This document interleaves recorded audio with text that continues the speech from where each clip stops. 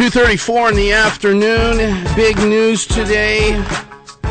Governor Sarah Palin, ExxonMobil, TransCanada and ExxonMobil have agreed to team up to work on Alaska Gas Line Inducement Act pipeline project. We have a special guest with us here today, the Honorable Governor Sarah Palin. How you doing, Governor? Hey, I'm doing great, Eddie. How are you doing? Oh, fantastic.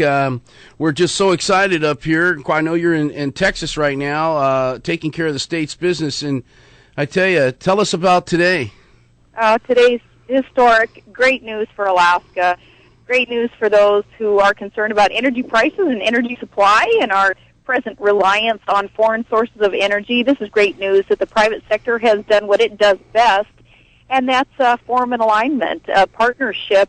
In this case, it's TransCanada, the world's best pipeline building company, having hooked up with the world's largest company, Exxon, as they recognize the opportunities to commercialize our natural gas for really hungry markets to be fed. Eddie, the good thing about this is it's not a government project, and heaven forbid anybody in the legislature or in federal government thinks that they should take it over and government should run this thing.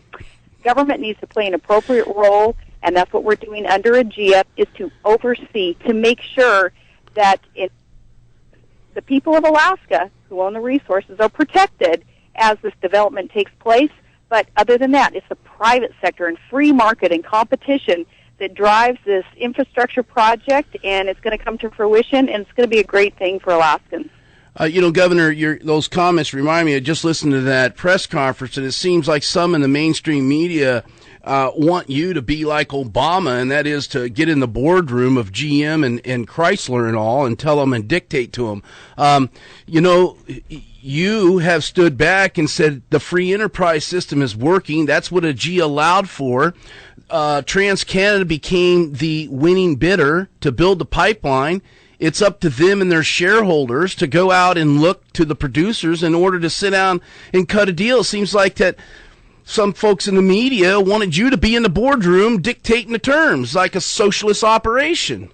Yep, nope, and absolutely not would we do that. In fact, prior administration, at least one, had tried to do that, and that resulted in closed-door secret negotiations that really were not going to allow protection for Alaska's sovereignty. We weren't going to do that. AGIA was created as that commercial vehicle to really help the private sector advance this gas line project through these first stages of development. And no need for us to be in their boardroom.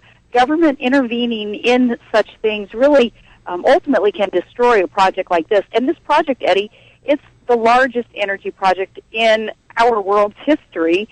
It's going to be so great for job creation and energy supply throughout North America, and it's going to be Alaska that benefits more so than any other area. I've been telling a couple of the folks around here, as we are in Texas, having wrapped up some oil meetings yesterday and not knowing how long we would have to be here, having scheduled a couple more days to be here, but talking to some folks here, letting them know, at least Alaskan kids, they need to be geared up to get ready for these jobs that are coming. If all goes well, by the grace of God, this project is going to be huge, contributing to the rest of the United States of America. Is coming from Alaska. Governor, I know you're too classy to say "I told you so." And I'll do it for you. But I want to hear your comments and reflecting on the naysayers, the people that are up and down the dial in the print media have said AGIA won't work, AGIA is bad for the state. You've always said that AGIA was the antithesis. In fact, I quote that, in the antithesis of what the previous administration tried to do. Do you have any comments to say to your detractors? Well, Eddie, in trying to be gracious through this, I appreciate your suggestion there that it's a bit of an I told you so, because again, AGIA was created to allow a development like we saw announced today. My philosophy is that government needs to just create opportunities, not get in the way of opportunities to stimulate the free market competition. That's what our country is based upon, and government control is not going to work in the private sector, really on any level. We see that on a local level. When you're a city council member and if you're tempted to intervene on maybe some potential local development, for the most part, government needs to just provide the opportunities, the tools for the private sector to grow and progress and oversee to make sure that the people are protected. But even on that local level, as a city council member, you learn that. Step out of the way and let the private sector do what it does best. They know, in our case that we're talking about today, they know how to build a pipeline better than bureaucrats in Juneau will know how to build it. Let them do that. But make sure we're playing that appropriate role as overseers because we do own the resource.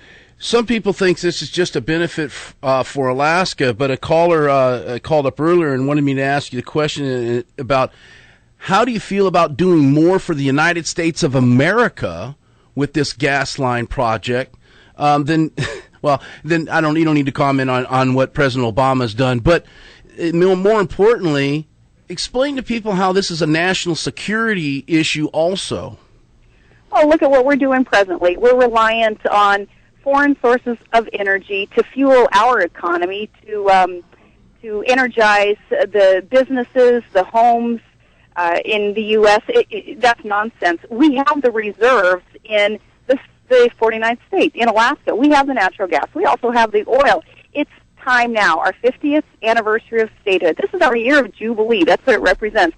It is time now that Alaska be seen not as takers of the rest of the United States of America, but as contributors. It's why we became a state. We were to be self-determined and self-reliant and not look to the federal government to pay our bills and solve all of our problems. Alaska, just inherently, Alaskans have such an independent and self-determined spirit. It's time that we see that made manifest by developing our resources responsibly, ethically, safely. We can do that now with this huge project that's coming online. What we can contribute is about 8% more of the U.S. domestic supply of energy with this gas line. That allows us to take those steps further towards energy independence, so we're not relying on foreign regimes asking them to ramp up energy production, those regimes that could cut off energy supplies anytime they wanted to the United States, and look where we would be then if we were to be beholden to their supplies and then to be cut off.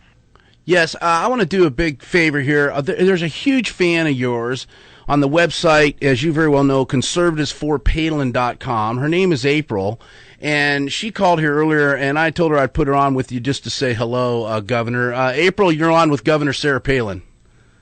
Hello? Yeah, April, you're on with Governor Sarah Palin. Hi, April. How are you? Hi, Governor Sarah Palin. Where are you calling from? I'm calling you from Hollywood, and I just want you to know that I, in the lower 48, I just want to say thanks for this victory for AGEA and the gas line, because we all know how much things cost here in Hollywood, and we sure could use the lower prices in gas and everything. And I want you to know that I plan on going to Alaska and working my butt off for whatever causes you should want me to. You have my loyalty and all that good stuff.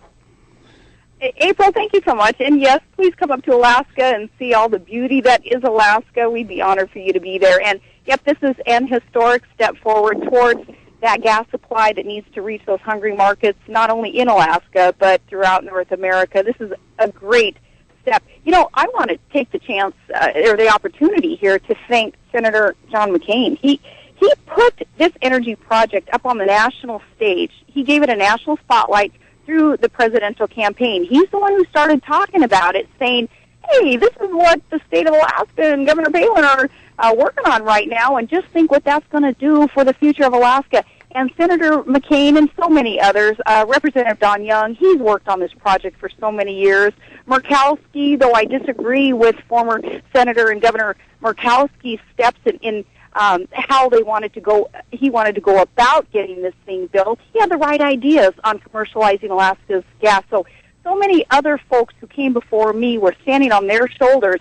This Alaska AGEA team that we have working for this project, they're amazing. They have worked tirelessly, intelligently, around the clock for nearly 3 years now. Again, standing on the shoulders, though, of others who have gone before us to get us to where we are today, and this is an historic moment.